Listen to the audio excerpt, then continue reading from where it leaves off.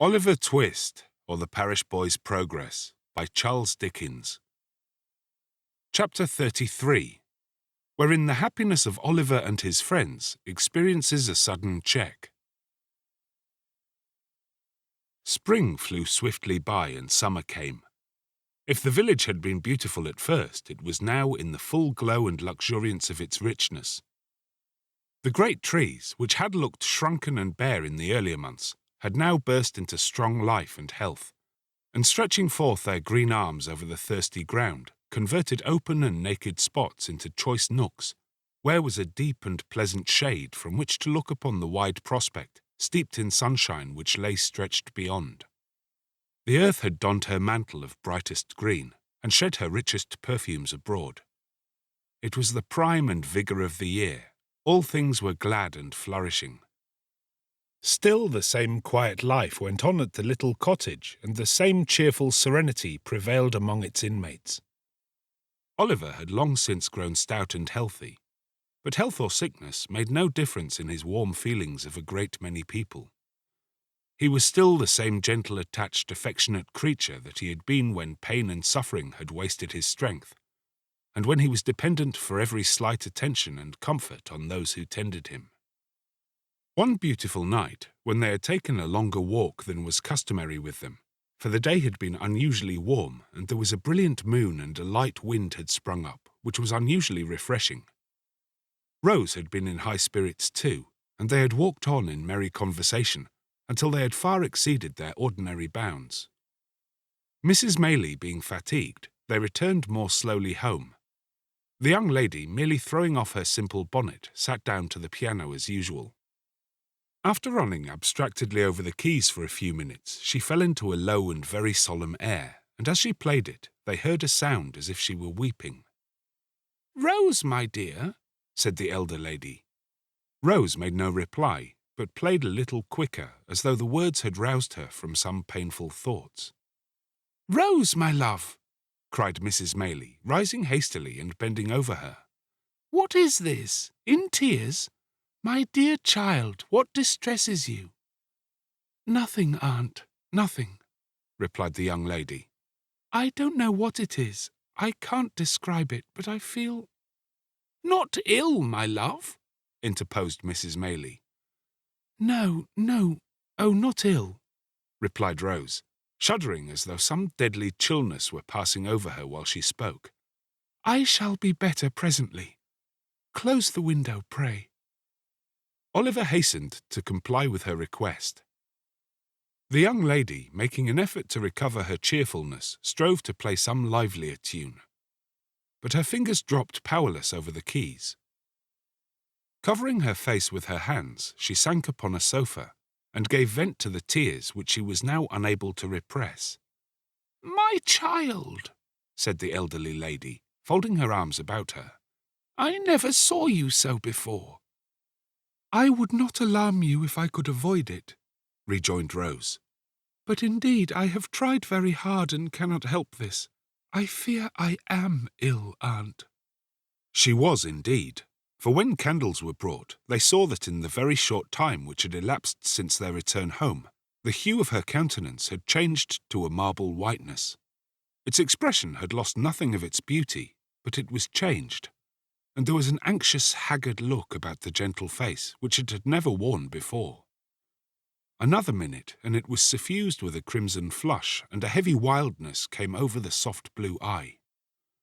Again this disappeared, like the shadow thrown by a passing cloud, and she was once more deadly pale. Oliver, who watched the old lady anxiously, observed that she was alarmed by these appearances, and so in truth was he. But seeing that she affected to make light of them, he endeavoured to do the same, and they so far succeeded that when Rose was persuaded by her aunt to retire for the night, she was in better spirits, and appeared even in better health, assuring them that she felt certain she should rise in the morning quite well. "I hope," said Oliver when Mrs. Maylie returned, "that nothing is the matter. She don't look well tonight, but—" The old lady motioned to him not to speak, and sitting herself down in a dark corner of the room, remained silent for some time. At length she said in a trembling voice, I hope not, Oliver. I have been very happy with her for some years. Too happy, perhaps. It may be time that I should meet with some misfortune. But I hope it is not this. What? Inquired Oliver. The heavy blow, said the old lady, of losing the dear girl who has so long been my comfort and happiness. Oh, God forbid! Exclaimed Oliver hastily. Amen to that, my child, said the old lady, wringing her hands. Surely there is no danger of anything so dreadful, said Oliver. 2 hours ago she was quite well. She is very ill now, rejoined Mrs. Maylie, and will be worse, I am sure. My dear, dear Rose, oh, what shall I do without her? She gave way to such grief that Oliver, suppressing his own emotion, ventured to remonstrate with her, and to beg earnestly that for the sake of the dear young lady herself she would be more calm. And consider, ma'am, said Oliver as the tears forced themselves into his eyes despite of his efforts to the contrary. Oh, consider how young and good she is, and what pleasure and comfort she gives to all about her. I am sure, certain, quite certain, that for your sake, who are so good yourself, and for her own, and for the sake of all she makes so happy, she will not die. Heaven will never let her die so young. Hush, said Mrs. Maylie, laying her hand on Oliver's head. You think like a child, poor boy. But you teach me my duty notwithstanding. I had forgotten it for a moment, Oliver. But I hope I may be pardoned, for I am old and have seen enough of illness and death to know the agony of separation from the objects of our love. I have seen enough, too, to know that it is not always the youngest and best who are spared to those that love them. But this should give us comfort in our sorrow, for heaven is just, and such things teach us impressively that there is a brighter world than this, and that the passage to it is speedy. God's will be done. I love her, and he knows how well. Oliver was surprised to see that as Mrs. Maylie said these words, she checked her lamentations as though by one effort, and drawing herself up as she spoke, became composed and firm. He was still more astonished to find that this firmness lasted, and that under all the care and watching which ensued, Mrs. Maylie was ever ready and collected, performing all the duties which had devolved upon her steadily, and to all external appearances, even cheerfully. But he was young and did not know what strong minds are capable of under trying circumstances. How should he, when their possessors so seldom know themselves? An anxious night ensued. When morning came, Mrs. Maylie's predictions were but too well verified. Rose was in the first stage of a high and dangerous fever.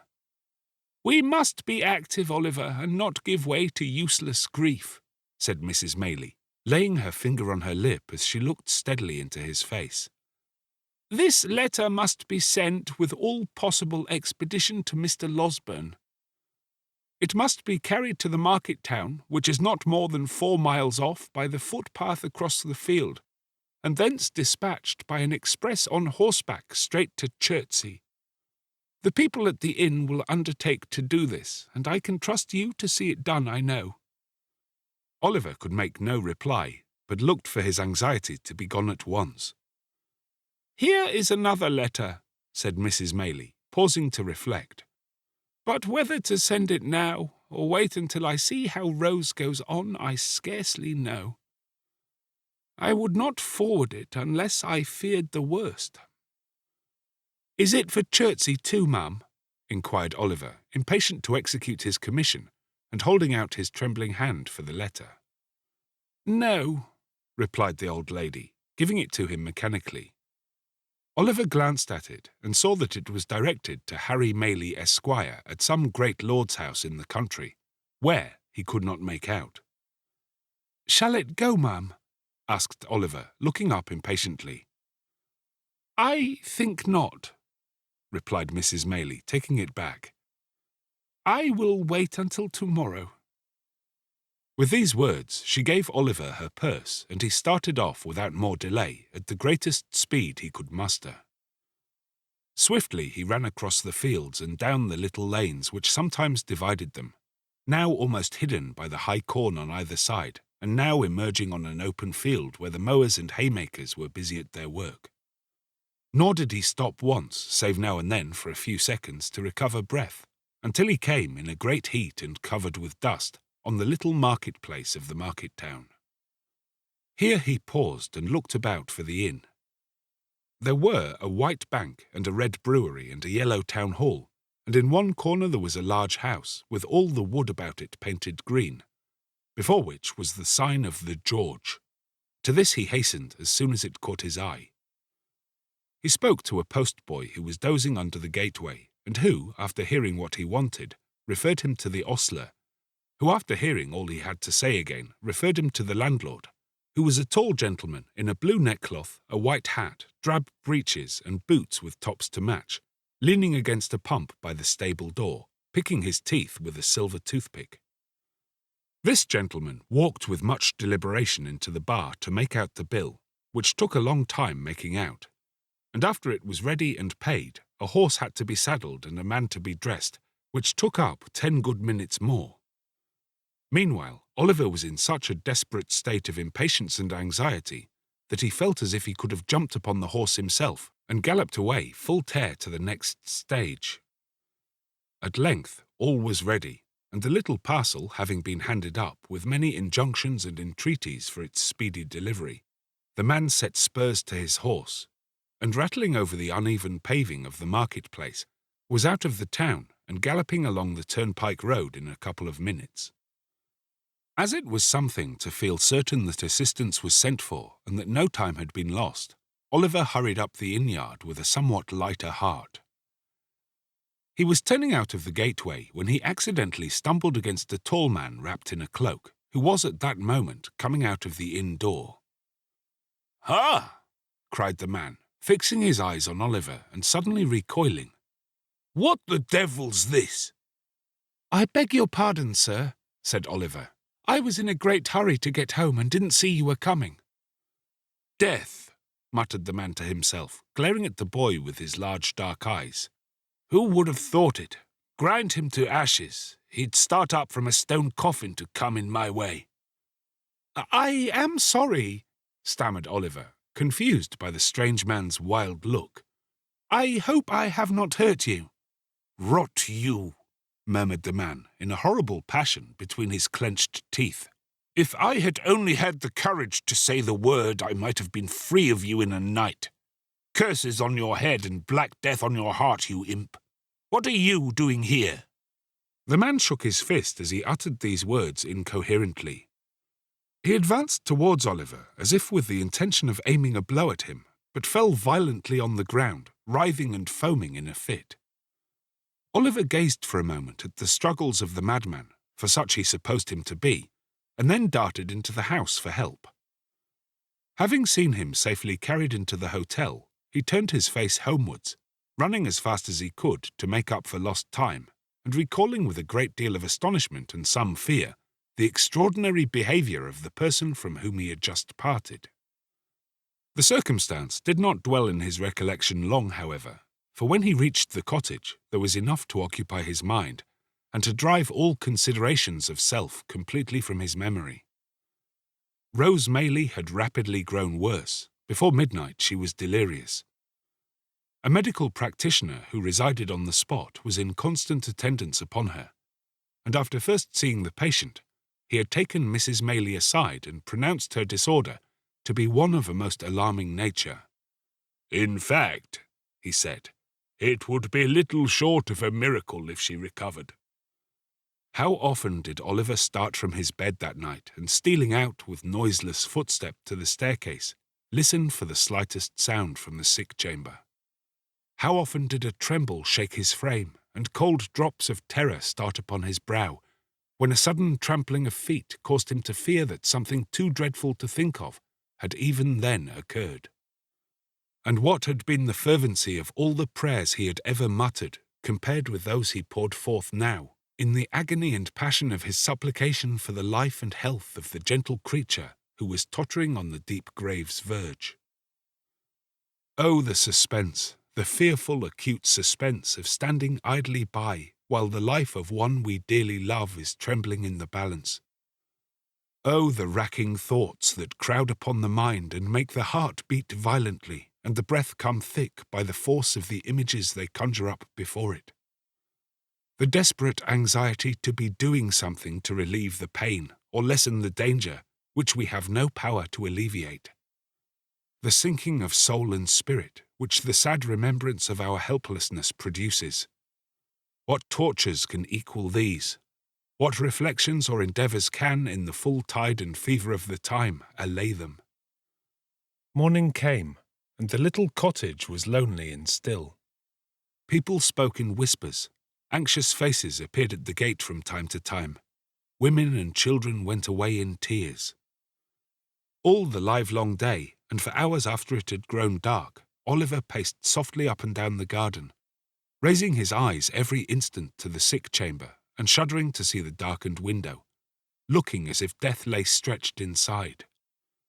Late that night, Mr. Losberne arrived. "It is hard," said the good doctor, turning away as he spoke. "So young, so much beloved, but there is very little hope." Another morning. The sun shone brightly as if it looked upon no misery or care. And with every leaf and flower in full bloom about her, with life and health and sounds and sights of joy surrounding her on every side, the fair young creature lay wasting fast. Oliver crept away to the old churchyard and, sitting down on one of the green mounds, wept and prayed for her in silence. There was such peace and beauty in the scene, so much of brightness and mirth in the sunny landscape, such blithesome music in the songs of the summer birds, such freedom in the rapid flight of the rook careering overhead. So much life and joyousness in all, that when the boy raised his aching eyes and looked about, the thought instinctively occurred to him that this was not a time for death, that Rose could surely never die when humbler things were all so glad and gay, that graves were for cold and cheerless winter, not for sunlight and fragrance. He almost thought that shrouds were for the old and shrunken, and that they never wrapped the young and graceful form in their ghastly folds. A knell from the church bell broke harshly on these youthful thoughts. Another. Again it was tolling for the funeral service. A group of humble mourners entered the gate, wearing white favours, for the corpse was young. They stood uncovered by a grave, and there was a mother among the weeping train. But the sun shone brightly, and the birds sang on. Oliver turned homeward, thinking on the many kindnesses he had received from the young lady, and wishing that the time could come again that he might never cease showing her how grateful and attached he was. He had no cause for self-reproach on the score of neglect or want of thought, for he had been devoted to her service, and yet 100 little occasions rose up before him on which he fancied he might have been more zealous and more earnest, and wished he had been. We need to be careful how we deal with those about us when every death carries to some small circle of survivors thoughts of so much omitted and so little done, of so many things forgotten and so many more which might have been repaired. There is no remorse so deep as that which is unavailing. If we would be spared its tortures, let us remember this in time. When he reached home, Mrs. Maylie was sitting in the little parlour. Oliver's heart sank at sight of her, for she had never left the bedside of her niece, and he trembled to think what change could have driven her away. He learnt that she had fallen into a deep sleep, from which she would waken either to recovery and life, or to bid them farewell and die. They sat, listening and afraid to speak, for hours. The untasted meal was removed with looks which showed that their thoughts were elsewhere. They watched the sun as he sank lower and lower, and at length cast over sky and earth those brilliant hues which herald his departure. Their quick ears caught the sound of an approaching footstep. They both involuntarily darted to the door as Mr. Losberne entered. "What of Rose?" cried the old lady. "Tell me at once, I can bear it, anything but suspense. Oh, tell me in the name of heaven." "You must compose yourself," said the doctor, supporting her. "Be calm, my dear ma'am, pray." "Let me go, in God's name. My dear child, she is dead. She is dying." "No," cried the doctor passionately. "As He is good and merciful, she will live to bless us all for years to come." The lady fell upon her knees and tried to fold her hands together, but the energy which had supported her for so long fled up to heaven with her first thanksgiving, and she sank into the friendly arms which were extended to receive her.